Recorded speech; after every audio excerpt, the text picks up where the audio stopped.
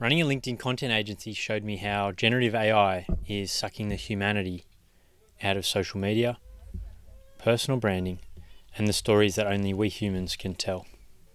Do you recognize this feeling? I'm scrolling through my LinkedIn feed, skimming self-promotional anecdotes and the latest rage bait, before I find myself hitting see more to read a full post. But then something feels off. It's uncanny. The words are all there, in the right order, trying so hard to sound profound. You start to notice the hallmarks. Short, choppy sentences. Old statements like, it's not about content, it's about connection. Because you deserve to be listened to, not just heard. It has the whiff of AI slop. The synthetic thought leadership content that's become the norm of LinkedIn influencing. It's everywhere. If you took away the profile picture, the headline, and the person's name, you wouldn't have the faintest idea who actually wrote it. And when I say wrote it, I mean who published it, because AI wrote it. For a moment, you think a post like that is legit. Perhaps the hook pulled you in. It almost feels like it's saying something of substance. It looks like content, but it tastes like cardboard. It looks like writing, but there's little original thinking there. And the more you read, the less it says.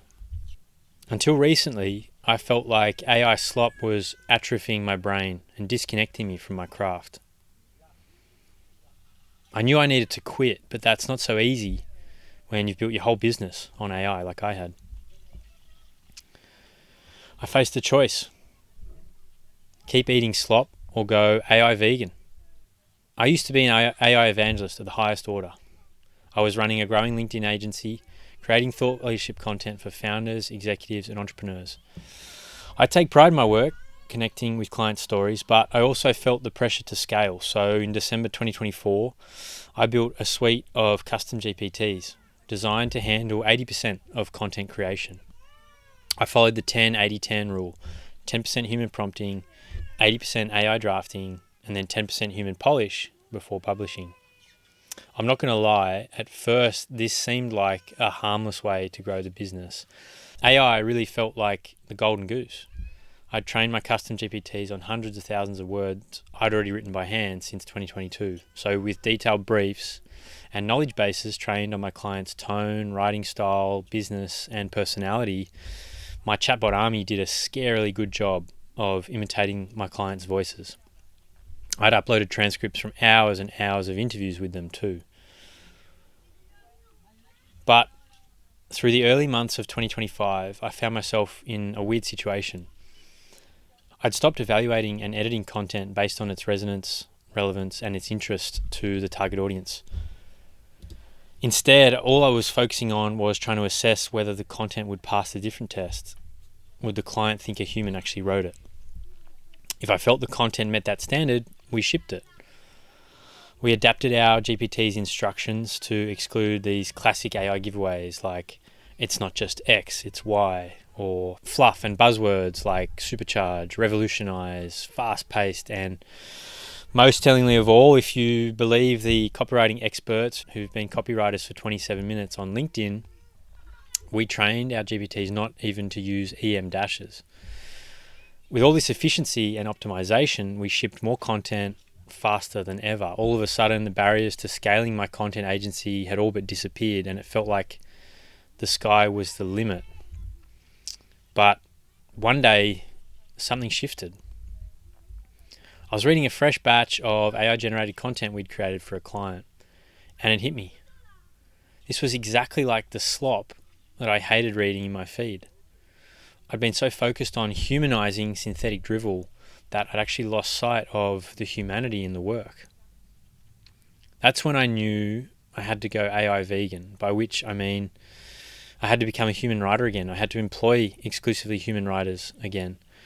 It sounds almost silly to say it, but just as many people make dietary choices to improve their health and reflect their values, I knew that I had to find my way back to what was real. AI Vegan wasn't merely a new brand positioning, it was an awakening that prompted me to rebuild my business around human skills. And to do that, I actually had to reconnect with the craft of storytelling. Turns out Wes Anderson unknowingly wrote my manifesto. So I help clients show their authentic selves, share things of real value, and spark conversations that real people want to be a part of. That's my craft. But I found it a lot harder to do those things for yourself. And paradoxically, sometimes one of the best ways to reconnect with your own craft is to hear greats in the other disciplines talk about theirs. And for me, that person happened to be Wes Anderson. Yes, he's got one of the most instantly recognisable styles in all of cinema. It's not just look and feel, this is casting, script, dialogue, set design and cinematography. So how does he capture this unique identity over and over again? Anderson recently told Vanity Fair about his process across the 12 films that he's made to date. Here's a quote that he shared that really resonated with me. Anderson said, "When you're writing a story, it often feels less like architecture and more like excavation. It's something that already exists, we're just unearthing it. You know it's right, because it just is." I never expected Anderson to give me a manifesto for an AI vegan LinkedIn content agency, but this message instinctively rings true for my craft too. This idea of storytelling being excavation rather than architecture. My favourite part of the creative process is digging into a client's life story and seeing what's underneath the surface. This is why all my work starts with an interview. If you want to start conversations and stand out, and let's be real, no one could argue that Anderson's work blends in, put down that shiny new GPT prompt and pick up a shovel. Your best ideas, your best stories, and ultimately your best content are there to be uncovered, not prompted into existence. Get digging into your calls, your conversations, your journal notes and scribbles. This is where you'll find the stuff that will make other people feel something. The antidote to slop, AI or not, is knowing yourself. For me, the digging starts by surveying the field, getting into the client's world, understanding what they do and who they do it for. But we really make progress in an interview. That's where I create the space for the subject to share what they know. This inevitably means long pauses, hums and ahs, lots of gazes out the window. Most clients I interview are unconsciously competent, by which I mean they can't always describe their expertise, they just know what to do.